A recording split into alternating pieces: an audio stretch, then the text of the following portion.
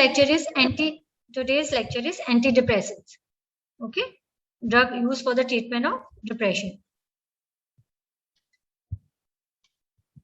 तो हम आज डिस्कस करेंगे, रिकॉल करेंगे बेसिक जो बायोकेमिकल बेसिस ऑफ डिप्रेशन, ठीक है, जो मोनोअमाइन थ्योरी है उसको हम डिस्कस करेंगे, रिकॉल करेंगे. Classify the antidepressant drug according to their mechanism of action, ठीक है, उसका mechanism of action, adverse effects और देयर ड्रग इंटरैक्शन जो बहुत इंपॉर्टेंट है वो करेंगे, ठीक है. इसके अलावा उसके टॉक्सिसिटी के, एंटी डिप्रेसेंट्स के टॉक्सिसिटी के फीचर्स हैं उनके बारे में पढ़ेंगे, उनकी ट्रीटमेंट पढ़ेंगे, ठीक है. ओके, तो first of all what is depression. Depression जो है मेडिकल इलनेस है, ठीक है, जो पैथोलॉजिकल चेंजेस इन मूड, यानी कि मूड चेंजेस होती है, लॉस ऑफ इंटरेस्ट हो जाता है, खुशी वाली चीज में भी हम प्लेजर फील नहीं कर रहे होते, लो स्ट्रीम फील कर रहे होते हैं, फीलिंग ऑफ गिल्टी, ठीक है, even associated with disturb sleep and appetite भी हो सकती है, ठीक है. कंसंट्रेशन हमारी जो पेशेंट की है, डिप्रेसिव पेशेंट्स की, वो पुअर होती है, ठीक है. इट कैन बी सीवियर और समटाइम्स मे बी फैटल भी हो सकती है, ठीक है, समटाइम्स मे बी फैटल हो सकती है. अच्छा, इसको दो में डिवाइड होते हैं मोस्टली. यूनिपोलर डिप्रेशन है एंड बाइपोलर अफेक्टिव डिसऑर्डर्स है.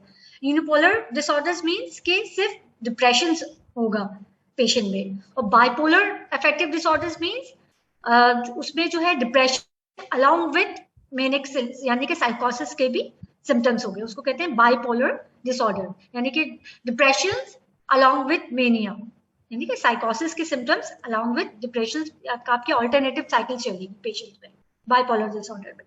अब what is the basic pathophysiology of depression, ठीक है, अकॉर्डिंग टू मोनोअमाइन हाइपोथेसिस, ठीक है, ये आपको पता होगा कि अकॉर्डिंग टू मोनोअमाइन हाइपोथेसिस जो है, जो basic pathophysiology of depression is deficiency of monoamine neurotransmitters, ठीक है. जो ब्रेन में मोनोअमाइन न्यूरोट्रांसमीटर है such as norepinephrine, serotonin, dopamine, उनकी डेफिशिएंसी हो जाती है, ठीक है, उनकी डेफिशिएंसी हो जाती है. दैट्स व्हाई पेशेंट जो है वो डिप्रेशन में चला जाता है. और मोनोअमाइन हाइपोथेसिस को अगर हमने रिवर्स कर देंगे, तो अगर इनकी एक्सेस होगा मोनोअमाइन्स को, तो वो लीड्स टू साइकोसिस और मैनिक एपिसोड्स करवाएगा, ठीक है.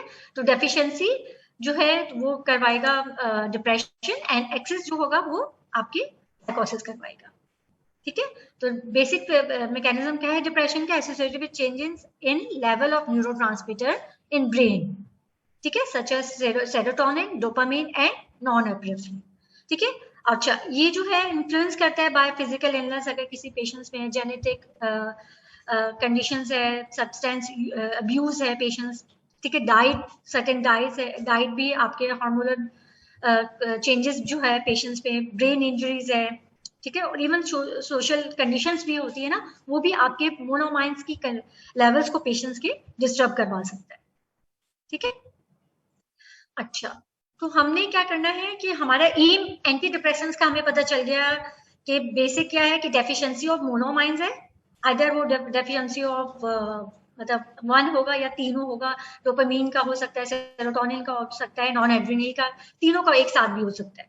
तो हमारा एम क्या है कि इनके लेवल्स को हमने इंक्रीज करवाना है ताकि पेशेंट जो है वो अलर्ट रहे और डिप्रेसिव ना रहे, ठीक है. तो हमने मूड उनका चेंजेस सही रहे, तो उनकी चेंज को लेवल्स को मेंटेन करवाएंगे, ठीक है. डोपामिन, सेरोटोनिन है, नॉन एड्रेनलिन के लेवल्स को हम साइनेप्टिक क्लेफ्ट में इंक्रीज करवाएंगे, सही है. और ये कैसे इंक्रीज करवाएंगे, आइदर बाय हम inhibition of reuptake of these monoamines, यानी कि हमने ऐसी ड्रग्स देंगे जो मोस्टली अफेक्ट करेंगी by inhibiting the reuptake of these monoamines, और आइदर हमने जो ऑटो रिसेप्टर्स, जो प्री साइनेप्टिकली ऑटो रिसेप्टर्स है, उसके इनहिबिटरी एक्शंस के लिए हम ड्रग्स दे देंगे, ताकि जो चेक एंड बैलेंस हमारी बॉडी में भी है ना, उसको भी हम जो है नॉर्मलाइज करवा दें. मतलब अगर नॉर्मल निकल रहा है और उसको भी चेक एंड बैलेंस के लिए हमारे पास ऑटो रिसेप्टर्स है प्री साइनेप्टिकली जो अपनी रिलीज को ब्लॉक करवा रहे हैं, तो उसको चेक एंड बैलेंस के लिए हम ऑटो रिसेप्टर्स ब्लॉकर्स ड्रग्स भी दे सकते हैं, जो न्यूरोट्रांसमीटर्स की रिलीज को सिनेप्टिक क्लेफ्ट पे इंक्रीज करवाए, ठीक है. आइदर बाय हम इसको एक्टिविटी हम इस तरह भी इंक्रीज करवाते हैं, दे सकते हैं कि हमारे पास जो मेटाबॉलिक एंजाइम है जो इन मोनोमाइन्स को तोड़ रहा है या मतलब या इसको मेटाबोलाइज करवा रहा है, ठीक है। तो हमने जैसे such as monoamine oxidase enzyme is responsible for metabolism of these monoamines, यानी कि serotonin, non epinephrine, dopamine are metabolised by monoamine oxidase, ठीक है। तो हम monoamine, by giving monoamine oxidase inhibitor we can increase the level of these monoamine, ठीक है। यानी कि जो इनहिबिटर्स ऑफ मोनोमाइन ऑक्सीडेज है वो reducing the break down of these monoamines, ठीक है। तो 3 मेन मैकेनिज्म हो गए। आइदर हम लोग जो प्री सिनेप्टिकली रिलीज जो है, रिलीज होने के बाद उसकी रीअपटेक जो हो रही है ना उसको ब्लॉक करवा दे, उसकी रीअपटेक को ब्लॉक करवा दे, और आइदर जो रीअपटेक हो रही है उसको ब्लॉक करवा दे, और आइदर जो ऑटो रिसेप्टर्स होते हैं ना प्री जो चेक एंड बैलेंस रिसेप्टर्स होते हैं प्री सिनेप्टिकली इधर, ठीक है, उसको भी उसके पे ऐसी ड्रग बाइंड करने, जैसे मैंने पिछले दफा बताई थी बस्पेरॉन। बस्पेरॉन क्या करता है कि प्री सिनेप्टिकली सेरोटोनिन रिसेप्टर्स को ब्लॉक करवाता है, ठीक है, जो आपके प्री सिनेप्टिकली रिसेप्टर्स को ब्लॉक करवा के ऑटो रिसेप्टर्स जो है जो अपनी रिलीज को ब्लॉक करवा रहा है, ठीक है, उसको आपके ब्लॉक करवा के रिलीज को इंक्रीज करवा दे, ठीक है। अच्छा, एक बात हमेशा याद रखना, एंटी डिप्रेसेंट या एंटी साइकोटिक ड्रग्स को जो है सिम्टम्स रिलीव करवाने में जो है वो वीक्स लग सकते हैं, आइदर कम से कम 2 से और ज्यादा से ज्यादा 4 वीक्स भी लग सकते हैं। वाई?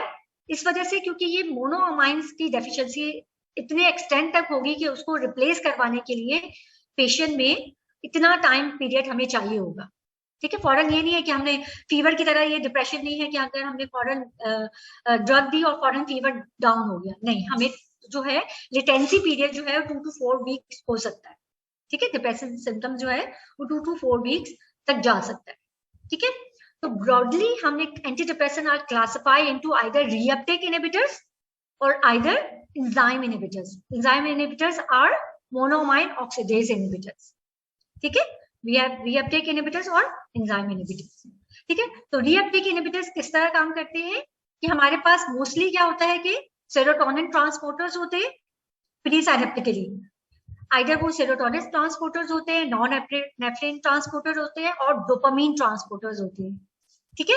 तो जो भी एंटी डिप्रेसेंट ड्रग्स है जो रीअपटेक को ब्लॉक करवाएगी वो इन ट्रांसपोर्टर को प्री सिनेप्टिकली ब्लॉक करवा देगी। तो इन मोनोअमाइन्स का न्यूरोट्रांसमीटर्स का level will be increased with in the synaptic level, यहाँ पे ज्यादा होगा तो वो ज्यादा से ज्यादा पोस्ट सिनेप्टिक रिसेप्टर्स पे एक्ट करेगी, डिप्रेशन विल बी रिजॉल्व, ठीक है। यानी कि आप फॉर एग्जांपल ये सेरोटोनिन क्या, सेरोटोनिन न्यूरोट्रांसमीटर्स रिलीज हो रहा है, प्री सिनेप्टिकली वेसिकल्स पे था, रिलीज हुआ, ठीक है, ठीक है, रिलीज हुआ, देन सिनेप्टिक लेफ्ट में आया, पोस्ट सिनेप्टिकली रिसेप्टर्स से बाइंड किया, देन वो आपके पास उसका टर्मिनेशन ऑफ एक्शन क्या होता है कि वो री अपटेक हो जाता है विद आपके दोबारा से प्री सिनेप्टिक वेसिकल्स में, ठीक है। तो हमारे पास जो री अपटेक ब्लॉकर्स ड्रग्स होती है ना, यहाँ पे ट्रांसपोर्टर्स होते हैं, आइदर वो सेरोटोनिन ट्रांसपोर्टर्स होते हैं और डोपामीन ट्रांसपोर्टर्स होते हैं और नॉन एपिनेफ्रिन ट्रांसपोर्टर्स होते हैं। तो these drug block these reuptake जो ट्रांसपोर्टर्स को बाय ब्लॉकिंग ट्रांसपोर्टर्स, ठीक है। ये चीज समझ में आई? रीअपटेक इनहिबिटर्स जो होते हैं किस तरह काम करते हैं, तो बेसिकली आपके पास जो रीअपटेक ट्रांसपोर्टर्स होते हैं उनको ब्लॉक करवा देते हैं, तो increase the levels of neurotransmitter with in the synaptic left, ठीक है। ये चीज समझ में आ गई, ठीक है। यही सारा, या तो आपका सिलेक्टिवली हमारे पास जो न्यूरोट्रांसमीटर जो है ना, आइदर वो सिलेक्टिवली सेरोटोनिन को ब्लॉक करवा देगी, या तो कलेक्टिवली सेरोटोनिन नॉन एपिनेफ्रिन को ब्लॉक करवा देगी, या वो सिर्फ डोपामीन और नॉन एपिनेफ्रिन को ब्लॉक करवाएगी, ठीक है। हमारे पास दूसरी ड्रग्स है। अब दूसरी कैटेगरी हमारे पास क्या आती, those drug that inhibit the metabolism of anti depressant drugs. तो मेटाबॉलिज्म कौन करवा रहा था, मोनोमाइन ऑक्सीडेज एंजाइम, और वो भी प्री सिनेप्टिकली हो रहा था। तो हमारे पास मोनोमाइन ऑक्सीडेज इनहिबिटर्स जो है मोनोमाइन ऑक्सीडेज एक्टिविटी को डिक्रीज करवाता है, इनहिबिट करवाता है, दैट्स व्हाई आपके पास सिनेप्टिक जो है न्यूरोट्रांसमीटर्स के लेवल जो है प्री सिनेप्टिकली और पोस्ट सिनेप्टिकली दोनों इंक्रीज हो जाता है, ठीक है। जो हम वही चीज ना, जो चीज तोड़ रही है उसको ही ब्लॉक करवा दिए तो एक चेक एंड बैलेंस था, वो लॉस हो गया और न्यूरोट्रांसमिटर्स के लेवल विल बी इंक्रीजेस। ठीक है, तो हमारे पास दो मेन कैटेगरी है, आइदर वो रीअपटेक कर ब्लॉक करवाएगा और आइदर वो उसकी मेटाबॉलिज्म को इनहिबिट करवाएगा। जो रीअपटेक को इनहिबिट करवाता है वो डिवाइडेड इनटू 4 टाइप्स। ठीक है, ट्राइसाइक्लिक एंटीडिप्रेसेंट्स है, serotonin selective serotonin reuptake SSRI inhibitors है। ठीक है, serotonin non epinephrine reuptake inhibitors है जो है एसएनआरआईज। ठीक है, and selective non epinephrine reuptake inhibitors है। ठीक है, ठीक है, मोनोमाइन ऑक्सीडेज इनहिबिटर्स है, ट्राइसाइक्लिक एंटीडिप्रेसेंट्स है। ठीक है, एसएनआरआईज है, सेलेक्टिव सेरोटोनिन रीअपटेक और एटिपिकल एंटीडिप्रेसेंट्स है। ठीक है, अच्छा, एसएनआरआई वो होती है जो सेरोटोनिन और नॉरएपिनेफ्रिन रीअपटेक को मोस्टली इनहिबिट करवाए। अब सबसे पहले जो फर्स्ट जनरेशन है, फर्स्ट जनरेशन मीन सबसे पहले यूज ही ट्राइसाइक्लिक एंटीडिप्रेसेंट्स ही यूज हुई थी और बनी भी यही थी, जनरेट ही हुई थी। तो फर्स्ट जनरेशन में थी हमारे पास tricyclic antidepressant. Tricyclic antidepressant basically हमने जो है ये सेरोटोनिन नॉन एपिनेफ्रिन दोनों की रीअपटेक को ब्लॉक करवाएगी, दोनों की रीअपटेक को ब्लॉक कराएगी। और इसको हमने फर्दर डिवाइड किया है अकॉर्डिंग टू देयर कि आइदर वो सेरोटोनिन की रीअपटेक को ज्यादा ब्लॉक करवाती है या तो वो नॉन एपिनेफ्रिन की रीअपटेक को ब्लॉक करवाती है। ठीक है, अच्छा, ट्राइसाइक्लिक एंटीडिप्रेसेंट्स जो है अपार्ट फ्रॉम देयर इफेक्ट के ये रीअपटेक को ब्लॉक करवाती है, these drug having anticholinergic and antihistamine effects भी होते हैं, एंटीकोलिनर्जिक एंड एंटीहिस्टामिन इफेक्ट्स भी होते हैं। ठीक है, इसी कैटेगरी को हमने फर्दर दो में, इसी वाइज हमने दो में फिर से डिवाइड किया है। जो मोर सेडेटिव होगा वो मोर एंटीहिस्टामिन लाइक इफेक्ट्स रखेगा। ठीक है, और वो भी, और उन्हीं ड्रग्स में पोटेंट एंटीकोलिनर्जिक इफेक्ट्स भी होंगे। ठीक है, यानी कि एमिट्रिप्टाइलिन, ट्राइएमिपेरामीन, एमिपेरामीन। ठीक है, इन ड्रग्स पे मोर एंटीकोलिनर्जिक इफेक्ट्स होंगे, मोर सेडेटिव इफेक्ट्स होंगे एज कंपेयर टू नॉरट्रिप्टाइलिन, एमोक्सिपिन वगैरह से इन ड्रग्स का ज्यादा इफेक्ट होगा, क्योंकि ये वाली ड्रग्स जो होती हैं ट्राइसाइक्लिक एंटीडिप्रेसेंट्स की, इसमें इतना मार्कली एंटीहिस्टामिन इफेक्ट्स और एंटीकोलिनर्जिक इफेक्ट्स नहीं होते। ठीक है, अच्छा, अपार्ट फ्रॉम दैट कि वो कितना किन रिसेप्टर्स को ज्यादा ब्लॉक करवा है, किसकी रीअपटेक को ज्यादा ब्लॉक करवा रहा है, apart from that tricyclic antidepressant are further divided according to chemical unit, यानी कि tertiary amine, secondary amine and other derivatives. ठीक है, अच्छा, मोड ऑफ एक्शन क्या है कि it inhibit the reuptake of serotonin और non epinephrine. Apart from that it also can block the muscarinic, histamine and alpha 1 receptors. ठीक है, तो tricyclic antidepressant beside of that कि ये डिप्रेशन को रिजॉल्व कर रहा है, बट ये because of blockage of these receptor unnecessary side effects भी करेगा, such as anticholinergic side effects होगा, एंटीहिस्टामिन साइड इफेक्ट्स होगा, और अल्फा 1 रिसेप्टर्स के जो हाइपोटेंशन होगा, postural hypotension and then reflex tachycardia in patients में मिल सकता है। ठीक है, onset of antidepressant activity में पहले बता चुकी हूँ कि लेटेंसी पीरियड इसका हर एंटीडिप्रेसेंट का 2 to 3 वीक्स लगेगा ही डिप्रेशन पॉली तौर पे। जिस आपके जो केमिकल न्यूरोट्रांसमिटर्स है उसको जो मेंटेन होने में ही 2 to 4 वीक्स लग सकते हैं। ठीक है, अच्छा, तो इसका क्या है मैकेनिज्म ऑफ एक्शन है कि ये सेरोटोनिन नॉन एपिनेफ्रिन की रीअपटेक को ब्लॉक करेगा। ठीक है, और पोस्ट साइनेप्टिकली ये सेरोटोनिन रिसेप्टर्स और हिस्टामिन रिसेप्टर्स और मस्करेनिक रिसेप्टर्स और अल्फा रिसेप्टर्स को पोस्ट साइनेप्टिकली ब्लॉक करवाएगा। ठीक है, तो अननेसेसरी इसमें साइड इफेक्ट्स मिल सकते हैं, बिसाइड ऑफ दैट कि ये फर्स्ट जनरेशन है, मोर एफिकेशियस है, बट इसके अननेसेसरी साइड इफेक्ट्स हमें हमारे पास मिल सकते हैं। ठीक है, अच्छा, फार्माकोकाइनेटिकली क्या है, ये रैपिडली एब्जॉर्ब होगी जीआईटी से, strongly bind to plasma protein, binding होने की वजह से इसमें लार्जर वॉल्यूम ऑफ डिस्ट्रीब्यूशन होगा। ठीक है, अच्छा, और ये मेटाबोलाइज होगा लिवर से, और इसका मेटाबॉलिज्म जो है, मेटाबॉलिज्म के बाद इसकी एक्टिव मेटाबोलाइज होगी। ठीक है, एक्टिव मेटाबोलाइज भी होगी जो फेज 2 रिएक्शंस के बाद, ग्लूटानिक एसिड कंजुगेशन के बाद यूरिन से स्क्रीट आउट हो जाएगी। ठीक है, अच्छा, अब क्या है हमारे पास, हम कहाँ इसके क्लिनिकल यूजेस कहाँ दे सकते हैं। मोस्टली हम सेवरल टाइप्स ऑफ डिप्रेशन, ठीक है, जो भी डिप्रेशन है, एक्यूट फेज में है, क्रॉनिक फेज ऑफ डिप्रेशन है, उस पर हम आराम से दे सकते हैं। अपार्ट फ्रॉम दैट हम ऑब्सेसिव कंपल्सिव डिसऑर्डर्स में भी दे सकते हैं, बट फर्स्ट चॉइस उसमें SSRIs ही रखते हैं हम मोस्टली। ठीक है, इसके अलावा एमिप्रामीन जो है वो बेडिंग में जो पेशेंट्स में है ना, नॉक्टर्नल एन्यूरिसिस बच्चों में कंप्लेन है, तो इसके एंटी कोलिनर्जिक इफेक्ट्स की वजह से कि ये स्फिंक्टर को जो है ब्लैडर ट्राइगोन जो है उसको कॉन्ट्रैक्ट करेगा, जिसकी वजह से आपके पास बच्चों में नॉक्टर्नल एन्यूरिसिस के चांसेस कम होंगे। तो वही एक एक्स्ट्रा जो एंटी कोलिनर्जिक इफेक्ट्स है ना एमिप्रामीन का, ठीक है, उसकी वजह से एज अ लो डोजेस हम बेड वेटिंग नॉक्टर्नल एन्यूरिसिस के तौर पे भी इसे दे सकते हैं। अपार्ट फ्रॉम दैट हम इसको पैनिक डिसऑर्डर्स है, ठीक है, फैंटम लिम्स पेन है, क्रॉनिक इचिंग है, क्रॉनिक इचिंग और प्री मेंस्ट्रुअल सिंड्रोम में उन कंडीशंस पे देंगे। इसका प्राइमरी यूज जो इफेक्ट आ रहा है वो ड्यू टू एडिशनल इफेक्ट्स की वजह से, यानी कि अगर क्रॉनिक इचिंग में दे रहे हैं तो वो एंटीहिस्टामिन इफेक्ट्स की वजह से दे रहे हैं, प्री मेंस्ट्रुअल सिम्टम्स की भी दे रहे हैं तो वो मोस्टली हमारे पास जो है अल्फा ब्लॉकेज और हमारे पास एंटी मस्कुलिनिक इफेक्ट्स की वजह से मोस्टली हम दे रहे होते हैं। ठीक है, जो FDA अप्रूव है वो हमारे पास ऑल टाइप ऑफ डिप्रेशन है, ऑब्सेसिव कंपल्सिव डिसऑर्डर्स है एंड नॉक्टर्नल एन्यूरिसिस है। ठीक है, अच्छा, साइड इफेक्ट्स क्या है कि साइड इफेक्ट्स वही कि इसका मल्टीपल इफेक्ट्स है, इसके मल्टीपल इफेक्ट्स है।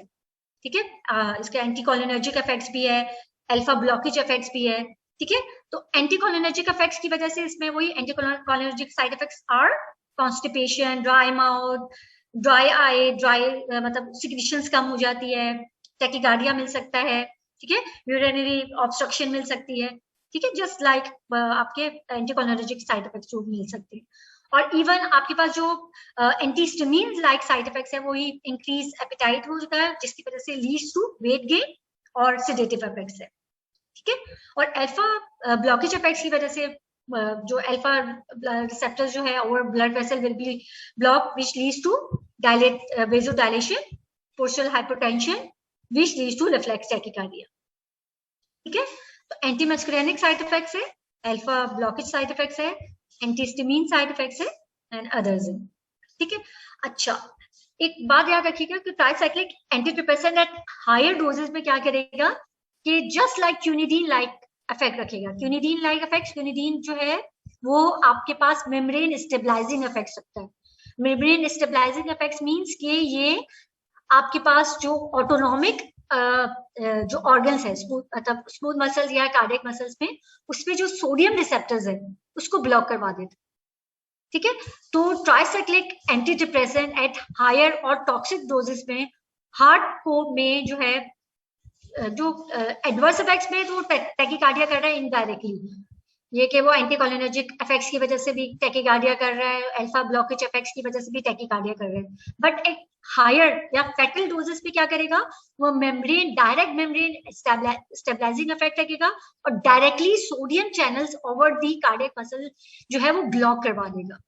ठीक है, विच लीड्स टू आपके पास आपके कार्डियक डिप्रेशन होगा, conduction velocity will be decrease, prolongation और QRS कॉम्प्लेक्स, और आपके पास इरिथमियास की तरफ भी पेशेंट जा सकता है, यानी कि ब्रैडीकार्डिया और की तरफ जाएगा और इरिथमियास की तरफ पेशेंट जा सकता है।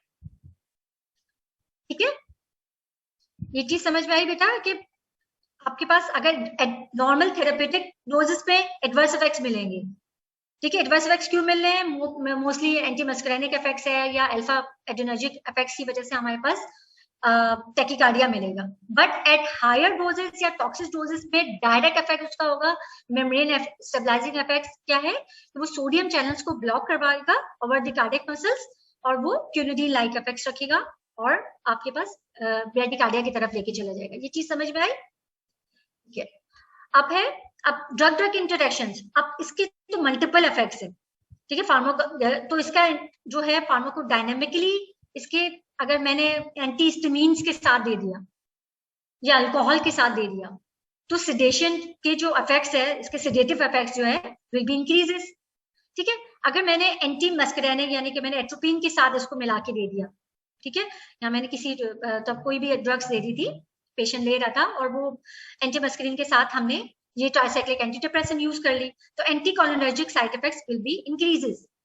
ठीक है, अच्छा, अब दूसरी चीज क्या है कि हमारे पास फार्माकोकाइनेटिकली, क्योंकि लिवर से मेटाबोलाइज हो रहा है, तो जो ड्रग्स लिवर की जो मेटाबॉलिक जो साइटोक्रोम P450 एंजाइम्स है उसको जो इनहिबिट करवाएंगी वो इसके कंसंट्रेशन को इंक्रीज करवाएंगी, सच एज सिमिटिडीन। और जो साइटोक्रोम P450 एंजाइम्स के को इंड्यूस करवाएंगे वो इसकी कंसंट्रेशन को डिक्रीज करवा देंगे, सच एज रिफेम्पिसिन। ठीक है, enzyme inducer and inhibitors pharmacokinetically करेगा, और एंटीहिस्टामिन हो गया और हमारे पास एंटीकोलिनर्जिक्स हो गए, वो हमारे पास इसके फार्माकोडायनेमिकली इसके इफेक्ट्स को इंक्रीज करवाएगा।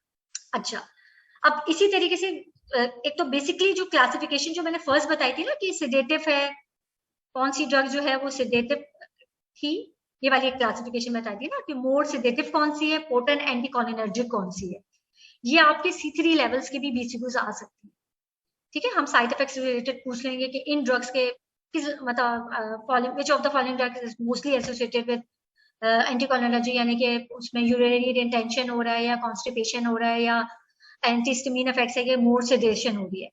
तो इसी तरीके का इस तरह के दो बीसीक्यूज है कि ये C1 लेवल का है।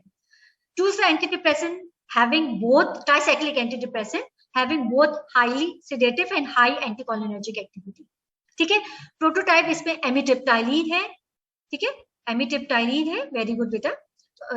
तो एमिट्रिप्टाइलिन तो आपके पास वही आ गया। ठीक है, इसमें मैंने आपको कंफ्यूज ना हो तो इस वजह से मैंने SSRI भी डाल दिया है या ट्राइजोडोन एटिपिकल एंटीडिप्रेसेंट भी डाल दिया, लेकिन मे भी इसमें सिर्फ और सिर्फ ट्राइसाइक्लिक एंटीडिप्रेसेंट भी आ सकते हैं। ठीक है, इसमें ट्राइसाइक्लिक एंटीडिप्रेसेंट्स भी आ सकते हैं। ठीक, अच्छा, अब इसी तरह एक और है कि पेशेंट है, एल्डरली पेशेंट था। ठीक है, वो एंटीडिप्रेसेंट्स में था, फिर देन उसमें डिफिकल्टी इन यूरिनेशन हो रहा है, मिचुरेशन हो रहा है, ये मतलब साइन है एंटीकोलिनर्जिक साइड इफेक्ट्स के। ठीक है, साइन है एंटीकोलिनर्जिक साइड इफेक्ट्स के। तो इसमें कौन सी ड्रग्स होगी? सी, वेरी गुड बेटा, वेरी गुड। ठीक है, तो एमिट्रिप्टाइलिन जो या तो ये तो C1 लेवल जो मैंने प्रीवियस बताया था वो C1 लेवल का था बीसीक्यूज, और ये C3 का है। ठीक है, तो मतलब मे भी हम कोई केस रेल की भी पूछ सकते हैं, या विच of the following drugs having more anticholinergic और मोर सेडेटिव इफेक्ट्स। ठीक है, अच्छा, ये पीछे वाला ट्राइसाइक्लिक एंटीडिप्रेसेंट समझ में आ गया? ठीक है, उसका मैकेनिज्म ऑफ एक्शन क्या होता है कि वो सेरोटोनिन और नॉरएपिनेफ्रिन की रीअपटेक को ब्लॉक कराता है। Apart from that it also inhibit the cholinergic and मतलब मस्करेनिक एंड हिस्टामिन रिसेप्टर्स और अल्फा 1 रिसेप्टर्स को भी ब्लॉक करवाते हैं। अब SSRI नाम से ही जाहिर है, इंडिकेट कर रहा है, नाम से इंडिकेट कर रहा है कि ये सिलेक्टिव सेरोटोनिन रीअपटेक इनहिबिटर है। ठीक है, ये सिलेक्टिवली सेरोटोनिन ट्रांसपोर्टर को ब्लॉक करवा के सेरोटोनिन की रीअपटेक को ब्लॉक करवाएगी। ठीक है, फ्लोक्सिटीन, प्रोक्सिटीन, सर्टेलिन।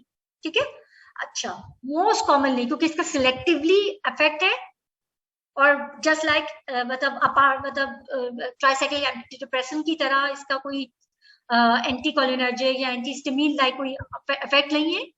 ठीक है, और मोस्ट सिलेक्टिवली इफेक्ट है, तो इसका हम मोस्ट कॉमनली यूज कर सकते हैं एज अ एंटीडिप्रेसेंट, क्योंकि इसमें कोई एंटीकोलिनर्जिक इफेक्ट्स नहीं है और ये सेफर्स है एट ओवरडोजेस पे भी।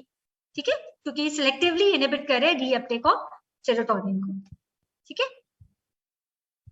अच्छा, यानी कि ये सिलेक्टिवली प्री साइनेप्टिकली जो ये ट्रांसपोर्टर्स होते हैं ना, सेरोटोनिन ट्रांसपोर्टर जो इसकी रीअपटेक को रीअपटेक करवा रहा होता है, और प्री साइनेप्टिकली स्टोरेज वेसिकल्स पे दोबारा से इसको स्टोर कर रहा होता है, तो उसको ब्लॉक करवा देता है। तो प्लीज आपके पास साइनेप्टिक लेफ्ट में सेरोटोनिन जो है अवेलेबिलिटी ज्यादा हो जाएगी, which bind with post synaptic receptors and reduce the symptoms of depression. ठीक है, सिंपल है इसका मैकेनिज्म ऑफ एक्शन। ये भी जस्ट लाइक ट्राइसाइक्लिक एंटीडिप्रेसेंट की तरह वेल एब्जॉर्ब हो जाएगी। ठीक है, प्लाज्मा हाफ लाइफ इसकी डिपेंड करती है।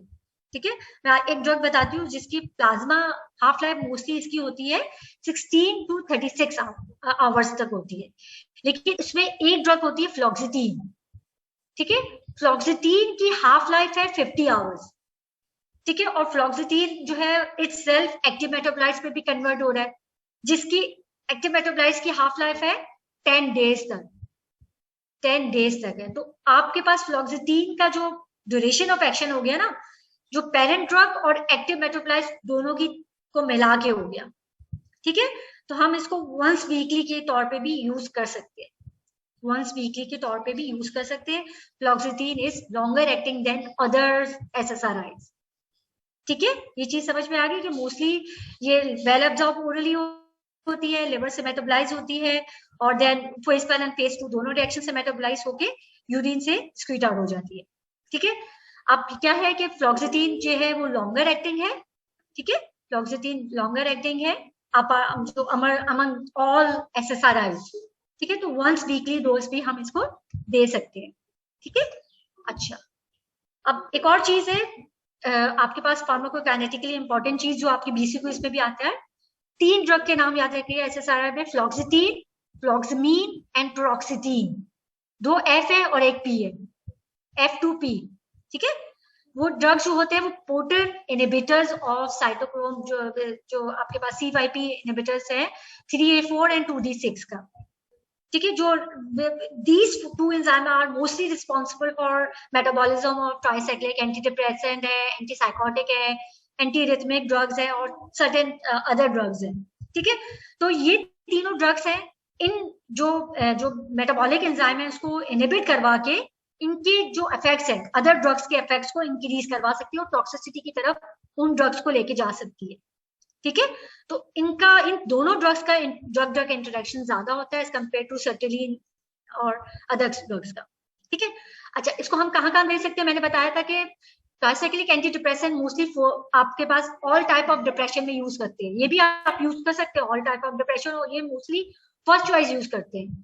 ठीक है, ट्राइसाइक्लिक एंटी डिप्रेसेंट भी ऑब्सेसिव कंपल्सिव डिसऑर्डर में यूज करते हैं, लेकिन फर्स्ट चॉइस उस पर भी सेफर ऑप्शन रखना है तो वो उसमें भी SSRIs है।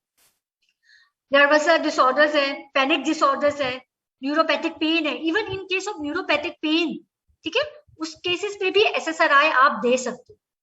ठीक है, उन केसेस में भी आप आराम से दे सकते हो। ठीक है, अच्छा इसमें मोस्टली जो होता है GIT रिलेटेड साइनम सिम्टम्स होते हैं, नोजिया, वॉमिटिंग, डायरिया हो सकता है। ठीक है, अच्छा इसमें स्लीप डिस्टर्बेंस मिल सकती है, आइदर स्लीप इंक्रीज हो सकती है और आइदर पेशेंट्स को डिफिकल्टी टू स्लीप हो सकती है, इंसोम्निया हो सकता है और इंक्रीज टेंडेंसी टू स्लीप मिल सकता है। उसमें भी ये BC को उसके लिए अहम है कि इंपॉर्टेंट है कि कौन सी ड्रग जो है वो मोर सेडेटिव इफेक्ट्स रखेगा और कौन सी SSRI है मोर सोमुलेंस इफेक्ट्स रखेगा। ठीक है, तो मोर सेडेटिव या सोमुलेंस इफेक्ट्स रखेगी प्रोक्सिटीन एंड फ्लॉक्समीन। ठीक है, और फ्लॉक्सिटीन एंड सर्टेलिन जो है वो इंसोम्निया लाइक इफेक्ट्स रखेगी। ठीक है, अच्छा apart from other side effects जो है इसमें मोस्ट इंपॉर्टेंट साइड इफेक्ट्स होता है डिसकंटिन्यूएशन सिंड्रोम, यानी कि अगर मैंने इसको एब्रप्टली जो है वो मैंने इसको ब्लॉक करवा दिया टेकिंग जो है पेशेंट्स में, तो आपके पास डिसकंटिन्यूएशन सिंड्रोम हो सकता है उन पेशेंट्स। ठीक है, discontinuation syndrome manifest as headache, malaise, flu like symptoms, agitation, more irritable होगा पेशेंट, नर्वस होगा, स्लीप पैटर्न्स भी उन पेशेंट्स पे चेंज हो सकता है। ठीक है, तो आपके पास जो लॉन्गर एक्टिंग है just such as fluoxetine which have half life of 10 days, उन केसेस में डिसकंटिन्यूएशन सिंड्रोम जो है वो बहुत कम चांसेस होते हैं। ठीक है, अच्छा इसके अलावा SSRI प्लस मोनोमाइन ऑक्सीडेज को अगर मैंने मिला के लिया तो सेरोटोनिन सिंड्रोम हो सकता है। ये चीज जब मैं मोनोमाइन ऑक्सीडेज आगे पढ़ाऊंगी ना तो मैं आपको आगे बताती हूँ। ठीक है, मैं आगे बताती हूँ।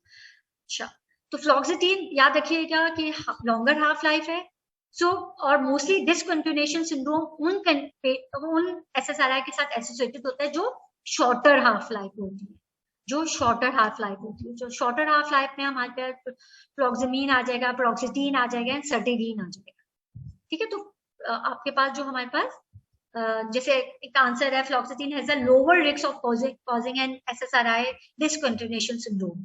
व्हाई, वो क्यों होगा, because due to its longer half life and active metabolites. Longer half life यानी कि इसकी हाफ लाइफ 50 आवर्स है और इटसेल्फ इसकी एक्टिव मेटाबोलाइट्स की हाफ लाइफ है 10 days। तो फ्लॉक्सिटीन में डिसकंटिन्यूएशन सिंड्रोम जो है वो कम होता है। ठीक है, due to its longer half life. Thank you. अच्छा, अब ये चीज मुझे कौन बताएगा, choose the select SSRI that is likely to inhibit 2D6 and 3A4 resulting in fever drug drug interactions।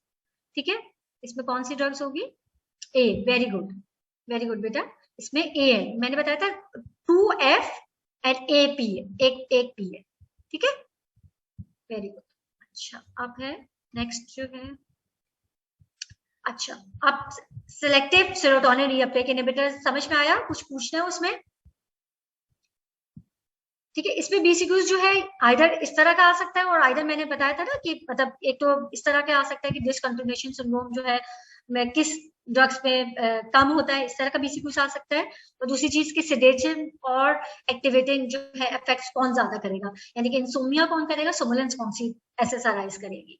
ठीक है, कुछ ज्यादा बड़ा लेक्चर हो रहा था, इस वजह से मैंने सारे बीसीक्यूज इसमें एडअप नहीं किए।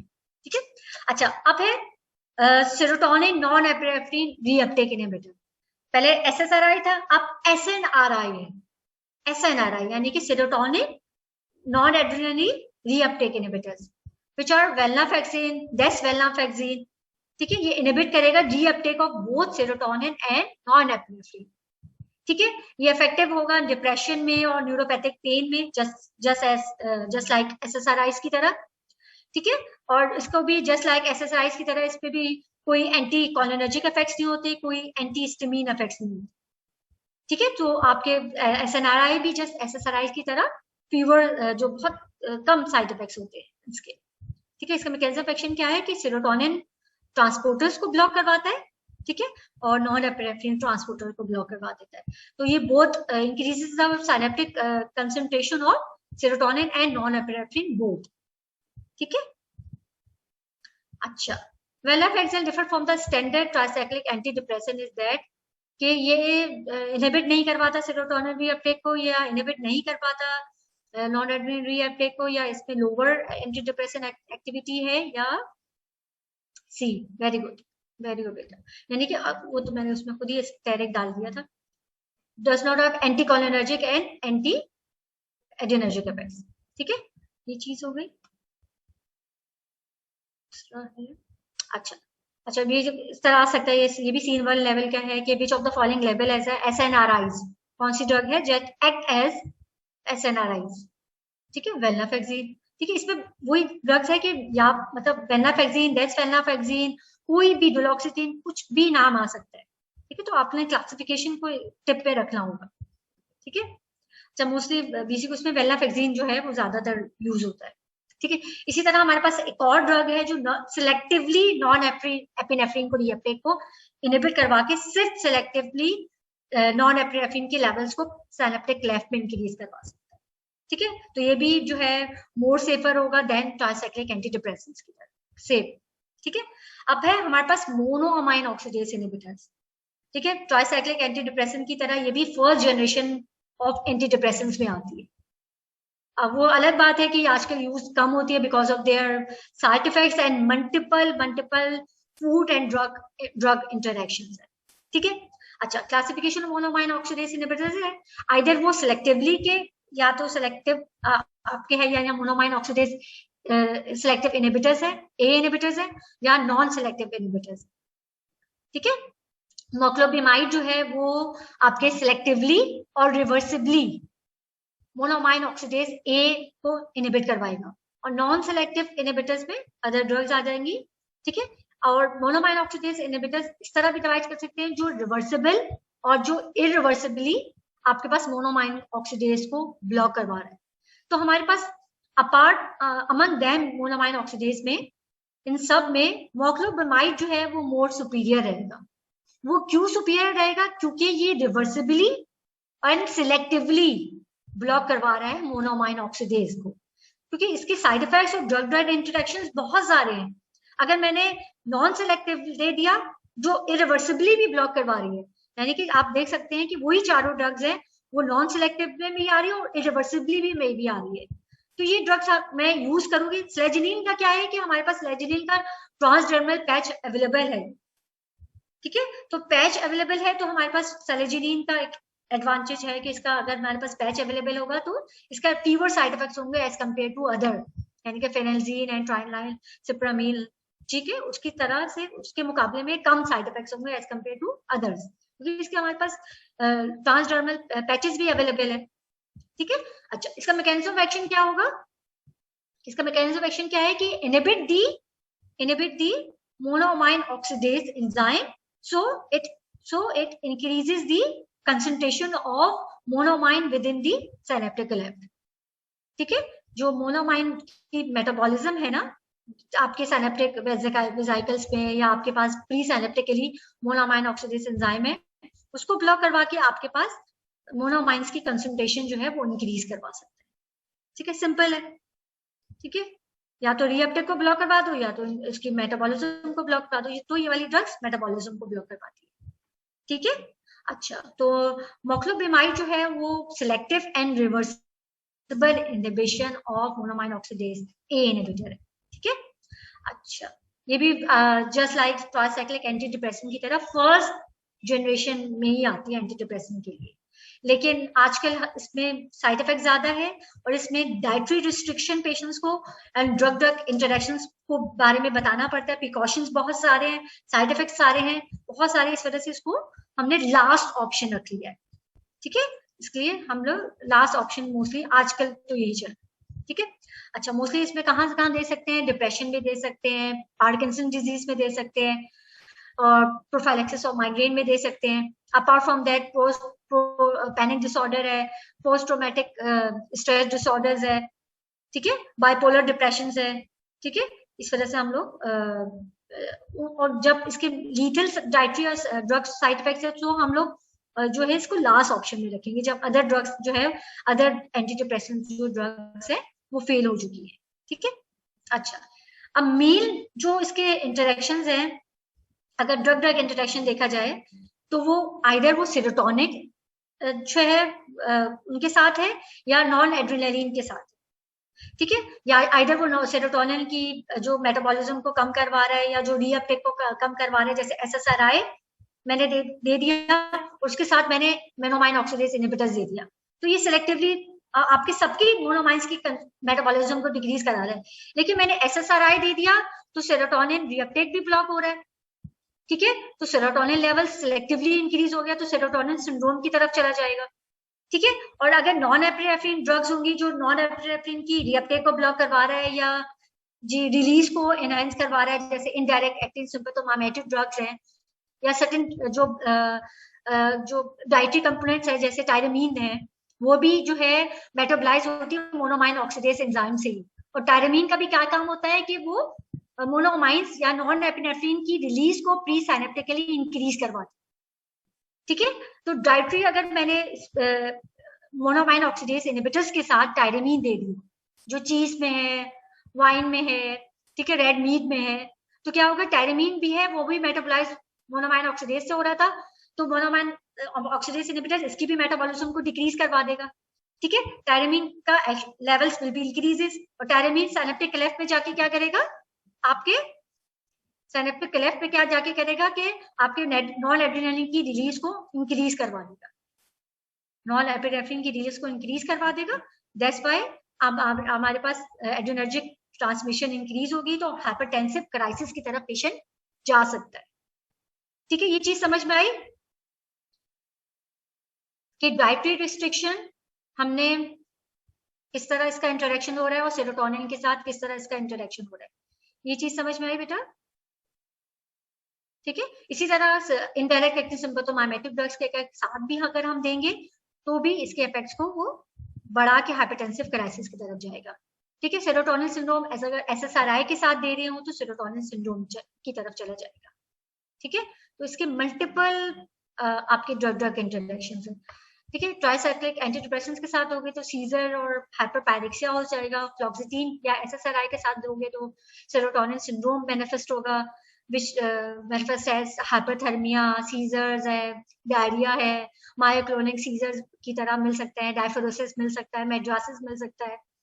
ठीक है, इनडायरेक्ट एक्टिव सिम्पथोमाइमेटिक ड्रग्स के साथ दोगे तो वही जस्ट लाइक टायरामीन की तरह हाइपरटेंसिव क्राइसिस मिल सकता है.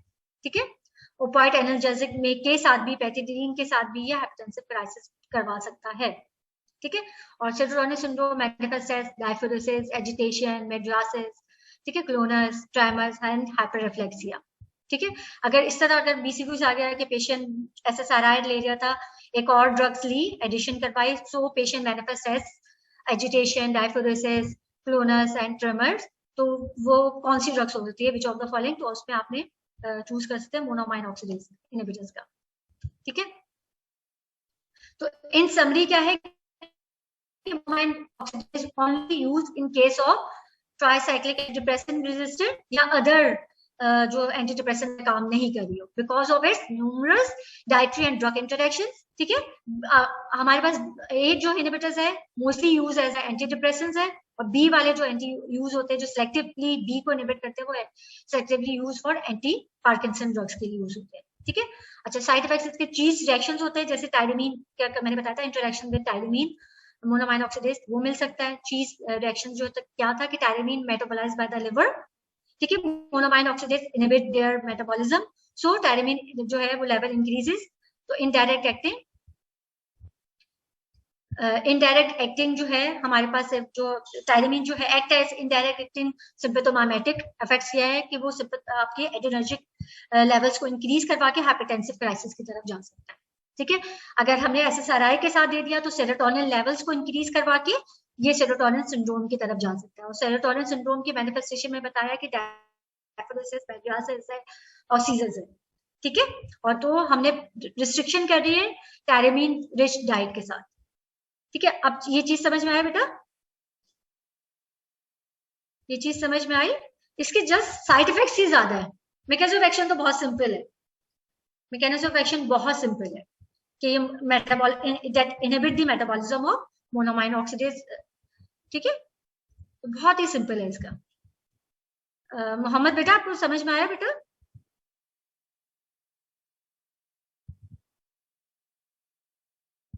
ठीक है, आप तो आगे हैं, इसके बेसिक से एक दो बता देते हैं।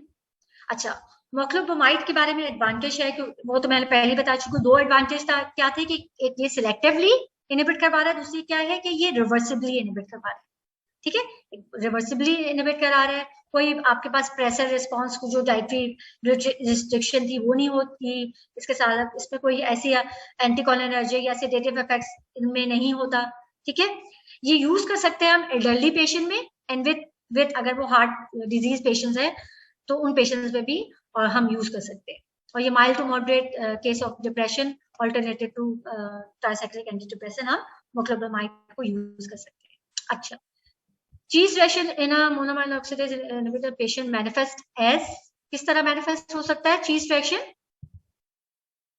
हाइपरटेंसिव क्राइसिस, बहुत ही आसान है। ठीक है, दूसरा क्या है, which of the following is the reversible and selective monoamine oxidase A inhibitor? इसके बारे में बहुत ही बीसीक्यूज आते हैं। ठीक है, कि मतलब अगर C3 लेवल का होगा कि पेशेंट है डिप्रेशन के साथ और उसको ट्राइसाइक्लिक एंटी डिप्रेसेंट एसएसआरआई जो है वो रेजिस्टेंट हो चुका है, उन केसेस पे हमने चॉइस करना चाह रहे हैं selective and reversible monoamine A oxidase inhibitor, which of the following choice? ठीक है, इन दिस पेशेंट, तो उसमें मोक्लोब्रोमाइड होगा। ठीक है, तो इसमें डिफरेंट आपके पास ऑप्शन आ सकते हैं, C1 and C2 C3 levels दोनों ऑप्शंस आ सकते हैं। ठीक है, अच्छा अच्छा, इसमें क्या है कि choose the correct statement of moclobemide, ये भी जस्ट कॉन्सेप्ट के लिए देख बता रही हूँ। आइदर ये रिवर्सिबल इनहिबिटर है with shorter duration of the patient take to कुछ, और इसमें टायरामीन रिच फूड नहीं दे सकते, और ये कॉन्ट्रा इंडिकेटेड है एल्डरली पेशेंट, इसमें चूज द करेक्ट ए। ठीक है, क्योंकि एल्डरली पेशेंट में ही फर्स्ट चॉइस है। ठीक है, एल्डरली पेशेंट में ही, और उसमें कोई डाइटरी रिस्ट्रिक्शन हमने देनी नहीं पड़ती है। ठीक है, अच्छा, अब है अदर्स, अदर एंटी डिप्रेसेंट जो एटिपिकल एंटी डिप्रेसेंट होते हैं जो रिसेप्टर इनहिबिटर्स में आते हैं। Why not be? ठीक है, मैं बी वाला ऑप्शन क्या था बेटा देख के बताती हूँ।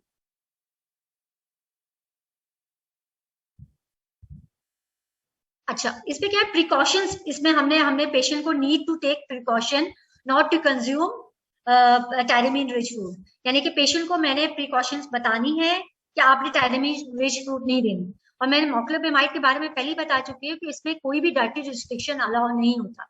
ठीक है, क्योंकि सिलेक्टिवली मोनोमाइन ऑक्सीडेज ए को इनहिबिट करेगा, तो ए जो है वो सेरोटोनिन को ही और डोपामीन को ब्लॉक करेगा ज्यादातर, और नॉट एड्रेनलिन और या को लेवल्स को ब्लॉक करवा के हाइपरटेंसिव क्राइसिस की तरफ नहीं जाएगी।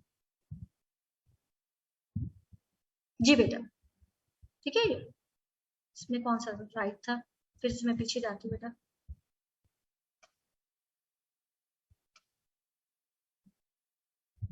अच्छा ये वाला पूछ रहे हैं आप? नहीं, ये कॉन्ट्रा इंडिकेटेड नहीं है, करेक्ट। ये तो फर्स्ट चॉइस है ना, मोक्लोपेमाइड। मोक्लोपेमाइड जो है वो फर्स्ट चॉइस है, ठीक है। ओके चलो बेटा, ये क्योंकि फर्स्ट चॉइस है एल्डरली पेशेंट में, कार्डियोवास्कुलर पेशेंट में, और कोई भी आपके पास डाइटरी रिस्ट्रिक्शन नहीं है, ड्रग ड्रग इंटरेक्शन भी मिनिमम है, ठीक है। अच्छा ये चीज होगी। अच्छा अब है एटिपिकल एंटीडिप्रेसेंट। एटिपिकल एंटीडिप्रेसेंट का एक्शन क्या है कि वो बेशक मे बी वो रीअपटेक को भी ब्लॉक करवाएगा, मे बी वो रीअपटेक को भी प्री साइनेप्टिकली ब्लॉक करवाएगा, but mostly atypical antidepressant act by blocking the pre synaptically auto receptors, ठीक है। एटिपिकल ड्रग्स जो होते हैं बेटा, फर्स्ट आंसर जो सेन बेटा फर्स्ट आंसर था ना, ए, कि reversible and short acting monoamine oxidase inhibitor है ना, ए आंसर है। चूज द करेक्ट ऑप्शन था ना, तो ए आंसर था, ठीक है। अच्छा अच्छा अब ये चीज है, अब एटिपिकल एंटीडिप्रेसेंट में आते हैं। एटिपिकल एंटीडिप्रेसेंट का क्या इफेक्ट था कि ये सिलेक्टिवली प्री साइनेप्टिकली रिसेप्टर्स को ब्लॉक करवाती है जो ऑटो रिसेप्टर्स होते हैं। What is auto receptors? जो सीएनएस और एएनएस में बहुत होते हैं, ठीक है। ऑटो रिसेप्टर्स क्या होते हैं? What are autoreceptors? Autoreceptors क्या होते हैं कि वो प्री साइनेप्टिकली न्यूरॉन्स की रिलीज को ब्लॉक करवाते हैं, यानी कि वो वहां पे आपके पास ना अपनी रिलीज को ब्लॉक करवाने के लिए नेगेटिव फीडबैक मैकेनिज्म होता है, ठीक है। वेरी गुड अधिका, नेगेटिव फीडबैक मैकेनिज्म होता है कि वो अपनी ही रिलीज को ब्लॉक करवाता है, ठीक है। जैसे आपने सेरोटोनिन न्यूरॉन्स में सेरोटोनिन रिसेप्टर्स होंगे प्री साइनेप्टिकली, ठीक है, वो 2A एंड 2C हो सकता है, ठीक है। तो ट्राइजोस्टेरोन जो है वो क्या करेगा, हेट्रोसाइक्लिक एटिपिकल एंटीडिप्रेसेंट के वो ऑटो रिसेप्टर्स को ब्लॉक करवाएगा और नेगेटिव फीडबैक मैकेनिज्म का जो था उसको नलिफाई करवा के सेरोटोनिन की रिलीज को इंक्रीज करवाएगा, सेरोटोनिन की रिलीज को इंक्रीज करवा देगा, ठीक है। Serotonin release will be increases, ठीक है। इसमें एक और ड्रग्स होती है मिटाजिपीन। मिटाजिपीन जो होती है, अपार्ट फ्रॉम दैट कि ये सेरोटोनिन नॉन एपिनेफ्रिन की रिएप्टेक को जो है वो ब्लॉक करवाती है, इसके अलावा ये प्री साइनेप्टिकली ऑटो रिसेप्टर्स होते हैं जो अल्फा 2 रिसेप्टर्स है और सेरोटोनिन रिसेप्टर्स है, उनको भी ब्लॉक करवाती है। ये जो है एंटी स्टिमीन इफेक्ट्स रखते हैं जिसकी वजह से इस पे वेट गेन और सेडेशन मिल सकती है, लेकिन इसमें कोई भी एंटी मस्करेनिक और सेक्सुअल डिस्टर्बेंस नहीं होता, जस्ट एज प्रीवियस ड्रग की तरह। तो ये अल्फा 2 रिसेप्टर्स को ब्लॉक करवा के प्री साइनेप्टिकली जो ऑटो नेगेटिव फीडबैक मैकेनिज्म था नॉन एपिनेफ्रिन का उसको ब्लॉक करवा दे, तो लॉस ऑफ इनहिबिशन होगा, इंक्रीज नॉन एपिनेफ्रिन रिलीज होगा। Apart from that most important effect क्या है कि मिटाजिपीन जो है वो 2A और 2C receptor at post synaptically membrane में भी ब्लॉक करवा सकता है, ठीक है। अब हमने दिया था कि selective serotonin, for example suppose करो हमने सिलेक्टिव सेरोटोनिन रीअपटेक इनहिबिटर्स दे दिया, ठीक है। यहाँ पे मेरे पास serotonin levels will be increase, ठीक है। वो सेरोटोनिन रिसेप्टर्स पे बाइंड करेगा, 2A में बाइंड करेगा, 1A में बाइंड करेगा, 2-3C में बाइंड करेगा एंड 3 में बाइंड करेगा।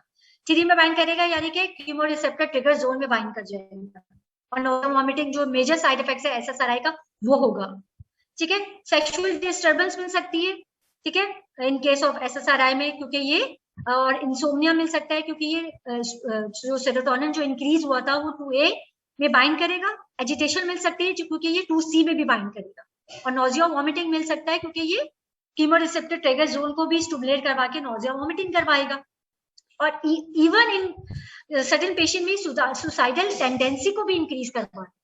तो देखो इसके कितने मल्टीपल साइड इफेक्ट्स हो गए एसएसआरआई के, और हमने इसको ऊपर रखना है क्योंकि इसका तो सिलेक्टिवली है इफेक्ट्स, लेकिन सिर्फ आपके सेरोटोनिन रिसेप्टर्स को स्टिमुलेट करवा के कितने साइड इफेक्ट्स है।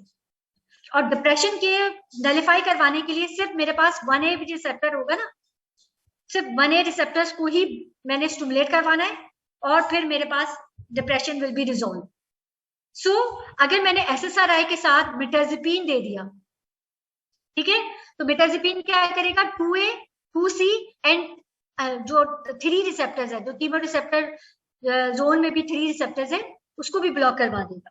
तो हमारे पास जो एजिटेशन था, हमारे पास जो इस तरह के सिम्टम्स मिल रहे थे ना, इंसोम्निया मिल रहा था, नोजिया मिल रहा था, वो सिम्टम्स नहीं मिलेंगे। ये चीज समझ में आई कि mirtazapine block the 2A, 2C and 3 receptor serotonin के, ठीक है।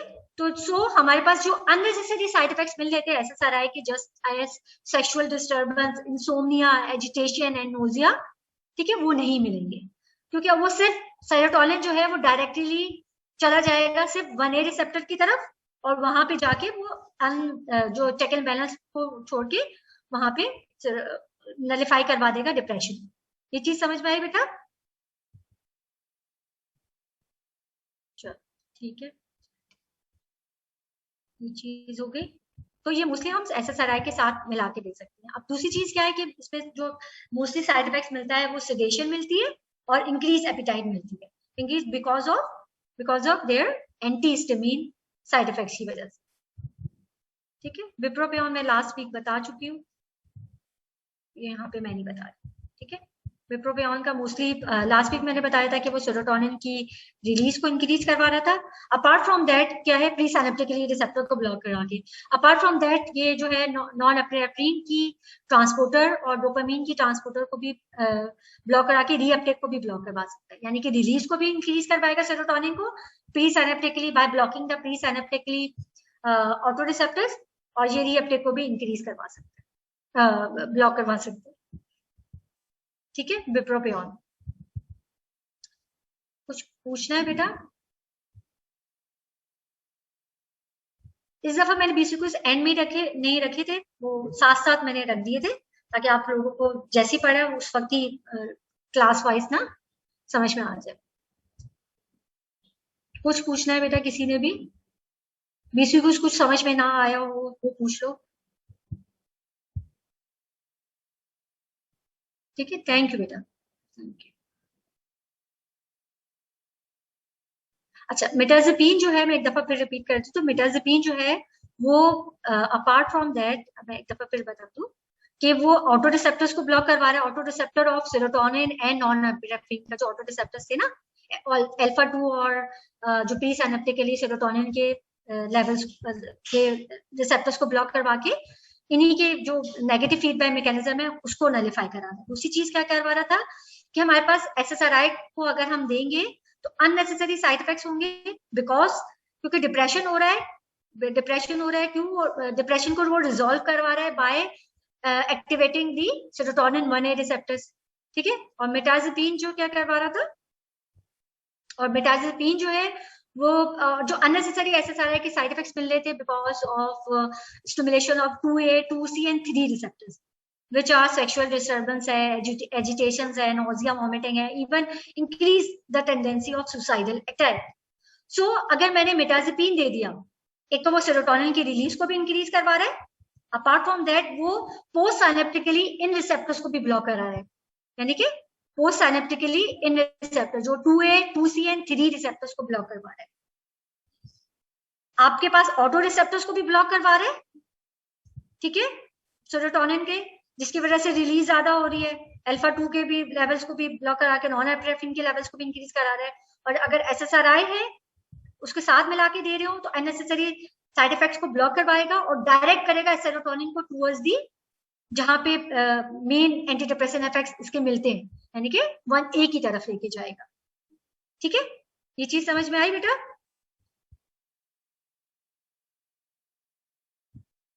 बेटा मैंने बताया कि SSRI इन केस ऑफ अगर मैंने SSRI दिया, ठीक है, और उसके साइड इफेक्ट्स को नलिफाई अगर मैंने करवाना है, कम तब ना मुझे कम करवाना है, क्योंकि उसको मोर सेफर ऑप्शन बनाना है, सिलेक्टिव ऑप्शन तो है, वो मोर सेफर ऑप्शन बनाने के लिए मिटाज़ेपीन मैं उसके साथ दे दूंगी, ठीक है। ये मोस्टली एटिपिकल एंटी डिप्रेसेंट जो है एज अ सोल थेरेपी हम नहीं दे सकते, एडजुवेंट थेरेपी हम आराम से दे सकते हैं,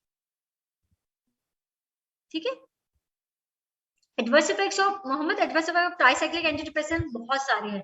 एंटीहिस्टामिनिक साइड इफेक्ट्स की वजह से वेट गेन हो सकता है, सेडेशन हो सकता है, एंटीकोलिनर्जिक साइड इफेक्ट्स की वजह से constipation, dry mouth, urinary irritation, ठीक है। और अल्फा ब्लॉकेज की वजह से ब्लड वेसल्स में क्या होगा, वेसोडायलेशन होगा, पोर्शनल हाइपोटेंशन होगा which leads to reflex tachycardia, ठीक है। बट ट्राइसाइक्लिक एंटी डिप्रेशन का ये चीज समझ में आ गई बेटा मोहम्मद, कि इसके मल्टीपल साइड इफेक्ट्स है, बट एक हायर डोजेस पे, फैटल डोजेस में क्या होता है, टॉक्सिसिटी करवाएगा और मेम्ब्रेन स्टेबलाइजिंग इफेक्ट्स रखेगा और हार्ट में और सोडियम चैनल्स को ब्लॉक करवा के एरिथमियास की तरफ ले जाएगा। सिंपल है। उसके फार्माकोकाइनेटिकली डायनामिक इफेक्ट्स की वजह से ही हमने इसको सारे एडवर्स इफेक्ट्स निकाल लिए, ठीक है। चलो ठीक है, चलो थैंक यू बेटा, अल्लाह हाफिज़ बेटा।